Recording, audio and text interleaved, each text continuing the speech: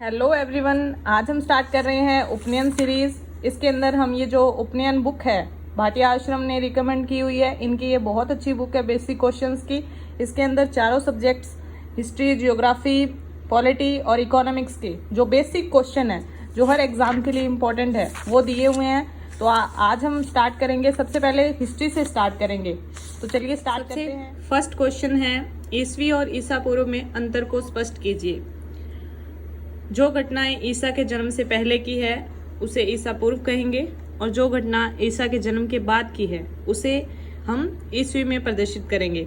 ईसा पूर्व की यह विशेषता है कि इसमें सन उल्टे चलते हैं। फॉर एग्जाम्पल 3000 ईसा पूर्व के बाद जो अगला जो भी वर्ष आएगा वो होगा 2999 ईसा पूर्व। इसके पीछे का कंसेप्ट ये है कि जो ईसा के जन्म के पहले के जो सन हैं उनको बिफोर क्राइस्ट ईसा पूर्व कहेंगे, और जो ईसा के जन्म के बाद के जो सन हैं उन्हें एनो डोमिनी कहेंगे। एडी से डिनोट करते हैं इंग्लिश में, और इसे हम बीसी से डिनोट करते हैं इंग्लिश में। नेक्स्ट क्वेश्चन है इंडस सिविलाइजेशन का काल लिखिए।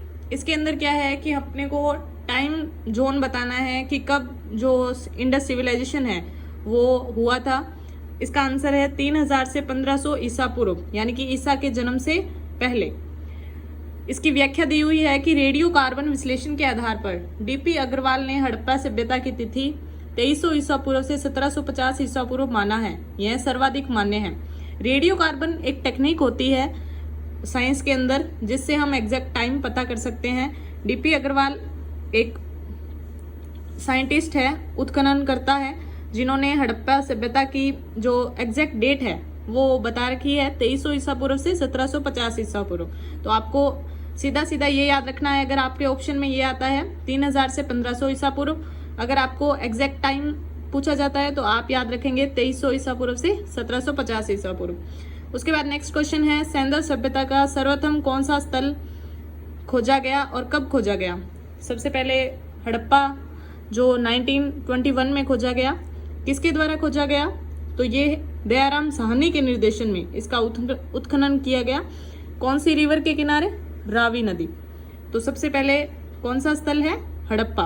कब, 1921 में। इसी के कारण, क्योंकि सबसे पहला जो स्थल है वो हड़प्पा है, इसी के कारण इसका नाम पड़ गया हड़प्पा सभ्यता।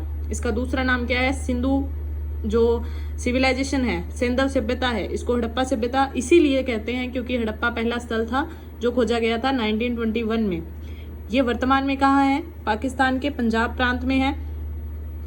अगर आपसे ये क्वेश्चन पूछा जाता है कि वर्तमान में कौन सा सिंधु घाटी सभ्यता स्थल है वो पाकिस्तान में है, तो उसके ऑप्शन में अगर हड़प्पा आता है तो आप उसको मार्क कर सकते हैं। इसके अलावा इसकी जो एक्सप्लेनेशन है इसमें इन्होंने लिखा है कि रावी नदी के तट पर हड़प्पा में सर्वप्रथम उत्खनन दयाराम साहनी के निर्देशन में हुआ था। इसके अंदर क्या विशेष है, सबसे पहले इसके एक साउथ में एक कब्रिस्तान है जिसको नाम दिया है R37, एक अन्नागार है, और पीतल की इक्का यहाँ पे पाई गई है। इसकी पीतल की इक्का गाड़ी जो छोटा खिलौना होता है उसके रूप में बनी हुई है। इसके अलावा स्त्री के गर्भ से निकलते हुए पौधे की मृण मूर्ति यहाँ पर मिली है। तो ये भी आपके एग्जाम में क्वेश्चन आ सकता है कि यहाँ पर उत्खननकर्ताओं को क्या क्या मिला है, अन्नागार, एक कब्रिस्तान, एक पित्तल की इक्का गाड़ी और स्त्री के गर्भ से निकलते हुए पौधे की मृण मूर्ति। इसके बाद नेक्स्ट क्वेश्चन है, मोहनजोदड़ो की खोज किसने की और कब की। तो आंसर है राखलदास बनर्जी। इसको RD बनर्जी भी बोलते हैं, वो इसकी शॉर्ट फॉर्म होगी। तो अगर ऑप्शन में RD बनर्जी भी आता है तो आप उसको मार्क कर सकते हैं। नेक्स्ट है, कब की, 1922 में, यानी कि हड़प्पा के बाद जो सेकंड नंबर पे स्थल खोजा गया था वो था मोहनजोदड़ो। यह वर्तमान में पाकिस्तान के सिंध प्रांत में स्थित है। ये भी पाकिस्तान में है, हड़प्पा भी पाकिस्तान में है, ये भी मोहनजोदड़ो जो है वो भी पाकिस्तान में है। ये कौन से प्रांत में है, हड़प्पा पंजाब प्रांत में है और मोहनजोदड़ो सिंध प्रांत में है। सिंधु नदी के किनारे है मोहनजोदड़ो और हड़प्पा जो है वो रावी नदी के बैंक पे। इसके अंदर क्या क्या मिला है, तो सबसे पहले विशाल स्नानागार, मोस्ट इम्पोर्टेंट, की जो ग्रेट बाथ है वो कहाँ मिला है, मोहनजोदड़ो में।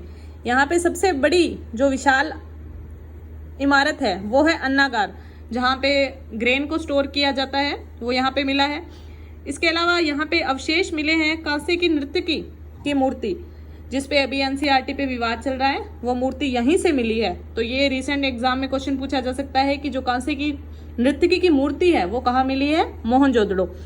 मुद्रा पर अंकित पशुपतिनाथ की मूर्ति, जैसा कि आपको पता है कि पशुपतिनाथ शिव जी को कहा जाता है, तो मुद्रा जो उस टाइम जो भी करेंसी चलती थी उस पर पशुपतिनाथ की जो मूर्ति है वो यहाँ पर मिली है।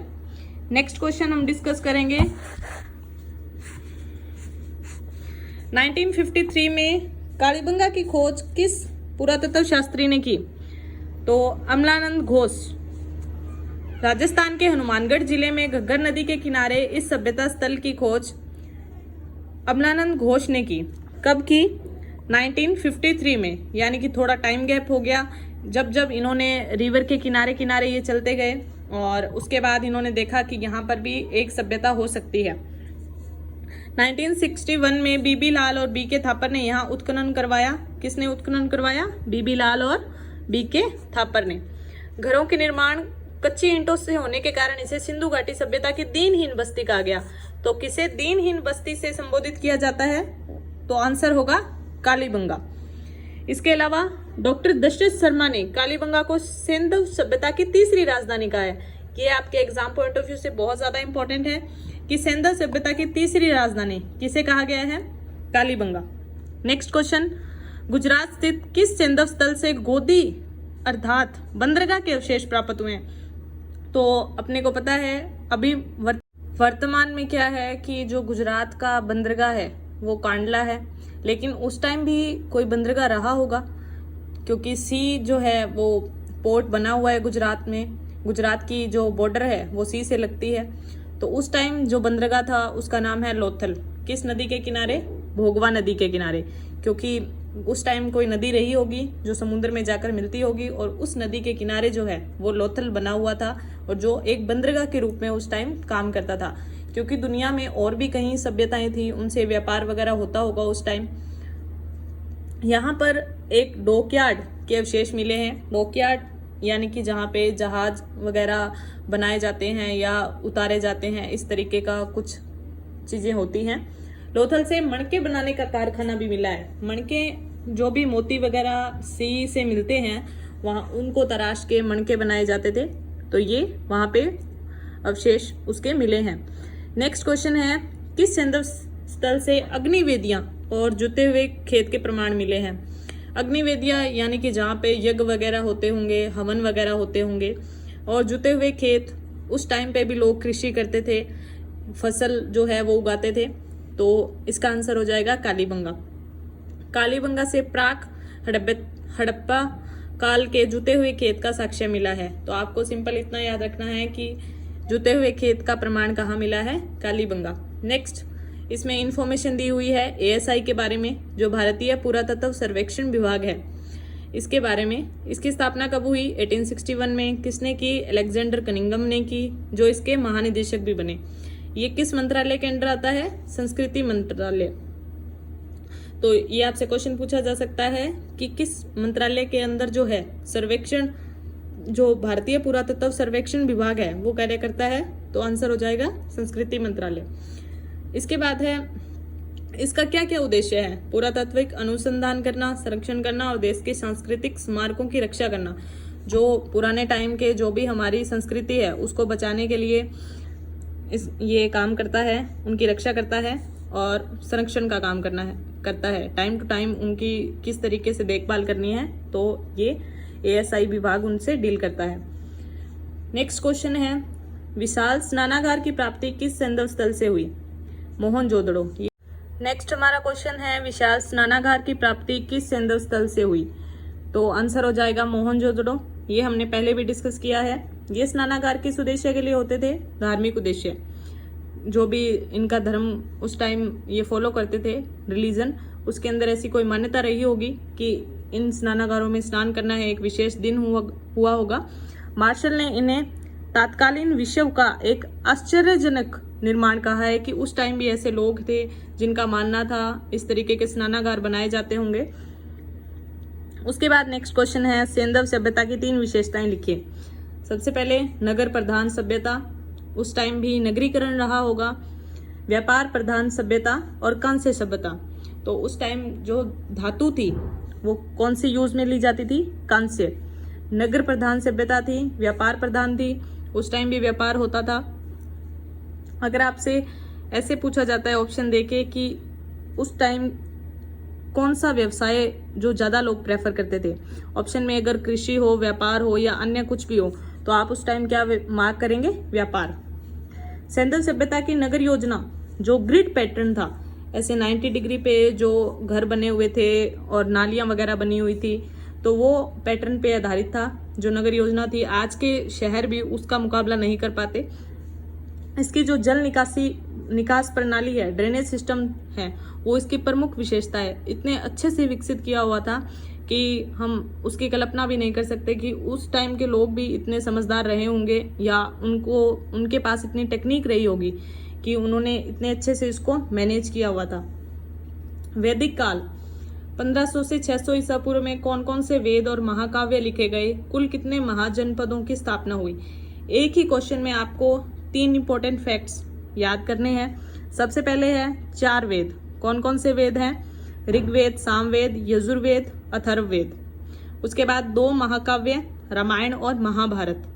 कितने महाजनपद? 16 महाजनपद। कौन कौन से वेद हैं? ऋग्वेद, सामवेद, यजुर्वेद, अथर्ववेद। कौन से 2 महाकाव्य हैं? रामायण और महाभारत। कितने जनपद हैं? 16 महाजनपद। 16 महाजनपद। इसी क्वेश्चन की एक्सप्लेनेशन में इन्होंने मेंशन किया हुआ है कि कौन कौन से वेद हैं और उनके उपवेद कौन कौन से हैं। तो ऋग्वेद, इसका उपवेद है आयुर्वेद। यजुर्वेद, इसका उपवेद है धनुर्वेद।